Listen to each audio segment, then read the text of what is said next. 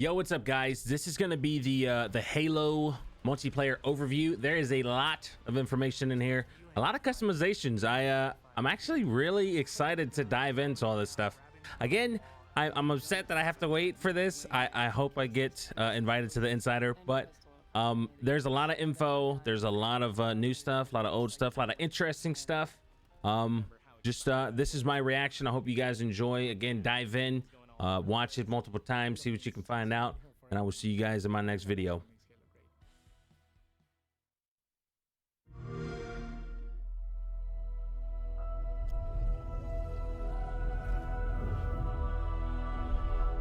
.343 Industries.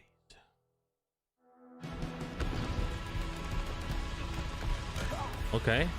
Just the feeling of like being in a firefight and hearing the click of the gun, throwing it down, grabbing one off the wall. So my gunner's upside down and he's like laying in. I see kill assist, kill assist, kill assist. Any pistol across any of the games. Whatever gun allows me to feel the most like John Wick, I am there. Remember how excited I was with like this big combat with vehicles going all over the place. Halo means something different for everyone, right? I think that's what makes Halo great.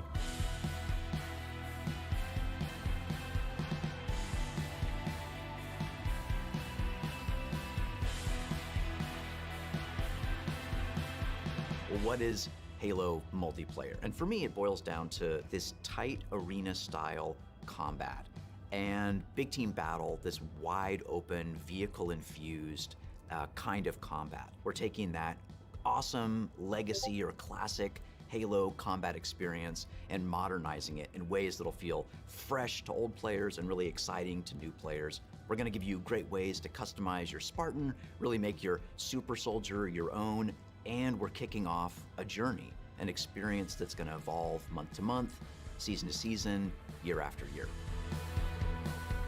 For me, working through this multiplayer of this game, and the toughest challenge I think is really about respect the beard game. How do we respect the legacy of what came before us, but still build something that feels new? We've tried to bring all these elements of legacy and really inject them into Halo Infinite, not just like in a way where you kind of won't notice it, where you feel like, oh, they really designed this to be a celebration of previous Halo, as well as an iteration of where Halo can go next.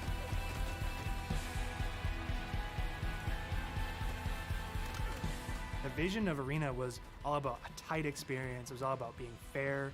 It was all about earning everything on the map, earning everything, every kill you get. Going back you to switch like, weapons what is the fast. core foundation of what made the great Halo multiplayer arena matches great.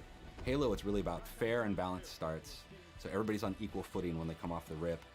And then once they start running around, it's about scavenging, it's about finding new toys and kind of developing your play style as you run through the match. What makes Halo feel like Halo? I feel like the answer to that question is the Sandbox. Like, the Sandbox is Halo. When we set out to look at Halo Infinite from a high level and the direction of what it is, there's lots of exciting things there because we really wanted to push what are the things that are true to Halo, but what are the things that fans haven't seen yet. Still can't. Equipment Oh my. is back, but equipment is kind of has a bigger voice than ever before. We ask questions to ourselves of if you could go after a power weapon to get a bunch of kills. Would you do that, or could you go and get grapple to make sure that you swing yourself to the other side of a map to back cap a stronghold? We saw it as like another avenue of not just skill expression, but tactics for teams to coordinate around.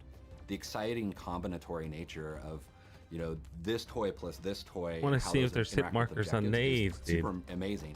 Looking at how the power-ups play, like the classic power-ups like the overshield and the active camouflage. For this title, what we're looking at, what we're excited for, is you pick that up and you choose when you activate it. It goes into your inventory. If you haven't used it, and someone kills you in multiplayer, you drop that overshield, and then they can take it, use it for themselves. That to me is very legacy, but we took the equipment side of it and modernized it. When it comes to the vehicles, we went in and decided to invest a lot in the systems. When I take damage in my Warthog, my wheels can get blown off, my hood can get blown off. There's different aspects of the vehicle that change how my vehicle handles now.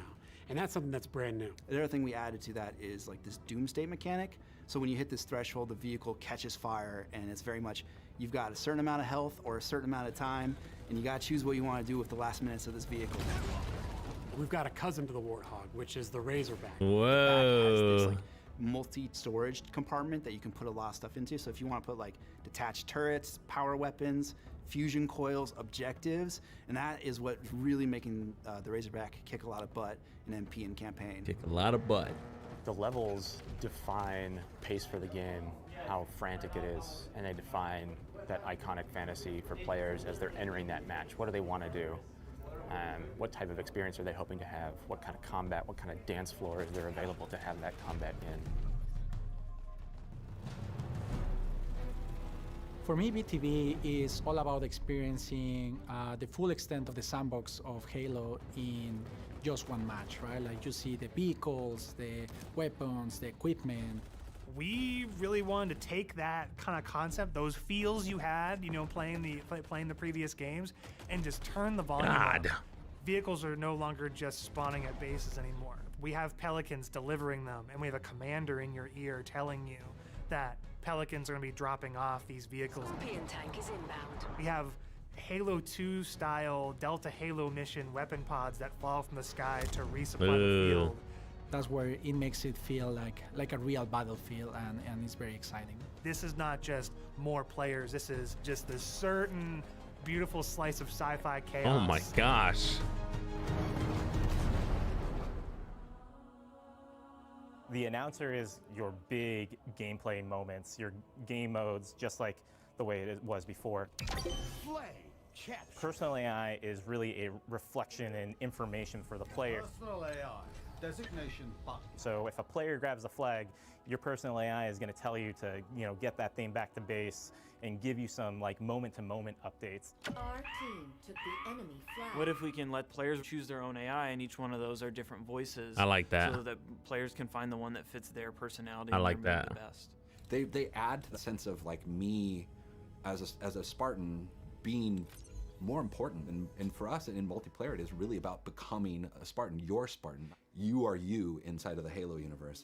The body of customization content that we have on day one ensures that there will be millions of customization combinations for Spartans on the battlefield. That includes things like armor coatings, armor emblems, various armor effects, down to the individual armor pieces. So your shoulders, your gloves, your knee pads, your helmet, your visor, your helmet attachments. Then you look at weapons, and we've got a whole slew of customization offerings there. Vehicles have a huge pool of customizations too. We support customization in the game. Players can do the same thing on HaloWaypoint.com as well as the Halo Waypoint app. The player also customizes the Spartan, the soldier inside the suit. We want the Spartan to represent the player as much as possible. They can change their body type and their voice, as well as choose prosthetics for the first time. Coatings offer us a unique opportunity to craft some hyper-polished looks and let you express yourselves in ways you've never been able to before. So we're coming at this from a player-first mentality. So what that means is that there's no random loot in this. There's no loot boxes. It's very important to us Thank God. that everyone understands exactly how they unlock customization. That's awesome. And we have a variety of that is a places win. where they can do that. First off is the Battle Pass. The Halo Battle Pass will never be taken away from you. And what I mean by that is once you buy it, it's yours and does not expire.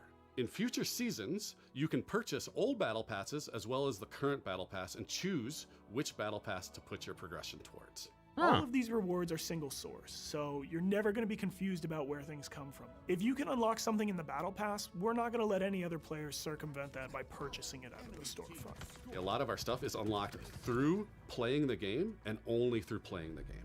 All customization is just cosmetic. Every season will have its own theme and introduce new components, new looks, new gameplay for players, new opportunities to earn and collect cool rewards. We've seen the Samurai already. That's one of our event armor cores, and that's going to be something that players can earn through gameplay for free. With us going free to play for the multiplayer part of the game, like that was a big goal because, how do we have a way we can always bring players in, right? And they can, when we have a new update, they'll just dip their toes in if they even just want to see it. Not only are we free to play, but we're free to play on PC as well as console. And what that means is we're able to get the biggest audience we've ever had. Everybody gets to play with no barriers. And even better, your progression carries from one platform to the next. Getting our game to be on PC and console at the same time is an amazing chance for us to really just kind of excite new players about the game.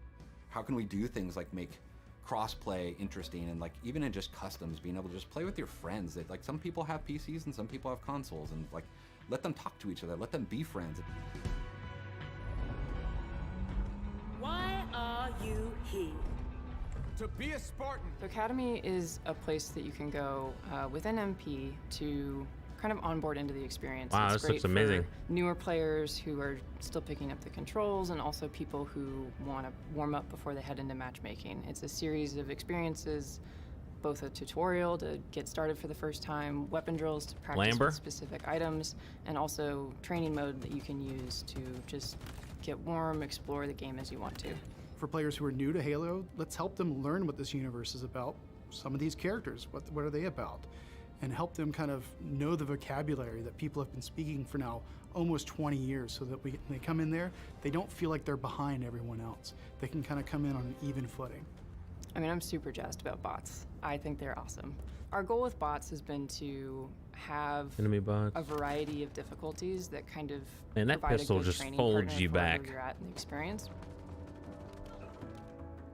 Partnering with our players on the road to launch and after launch is absolutely critical, right? I mean, Halo's always been about the community conversation.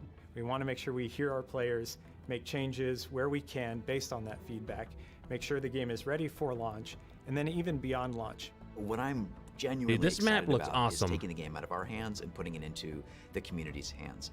You know, whether it's seeing what people make in Forge, or the content that they're able to create with theater, watching streamers go after the game. To get involved, you go to haloinsider.com, put in your info with your gamer tag, and we should be able to reach out to you if we want to invite you to a Halo Infinite flight. We feel like we've got a pretty good selection at launch and what's going to be there for our fans. And this isn't going to be something that is just a static set of items. We have some new stuff in the works already, and just can't wait to really get into that as soon as this game comes out. New maps, new modes, new ways to customize your Spartan.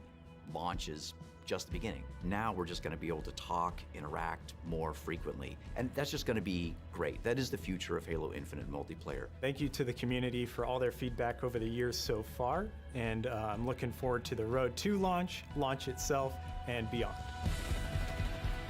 Oh, that they had the smart scope, the smart link from H5. What? Oh, that's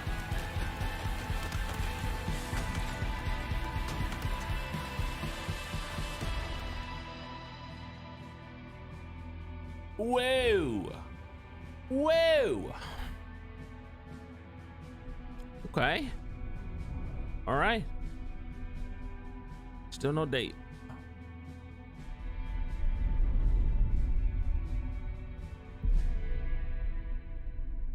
Nice. That was a lot of information. Play it day one with Xbox Game Pass. Yeah. Alrighty. Well, that seems like that's gonna be it. Again, that's a lot of info. I hope you guys enjoyed the video, and I will see you hopefully for some more Halo content. I cannot wait to play this game. I cannot wait.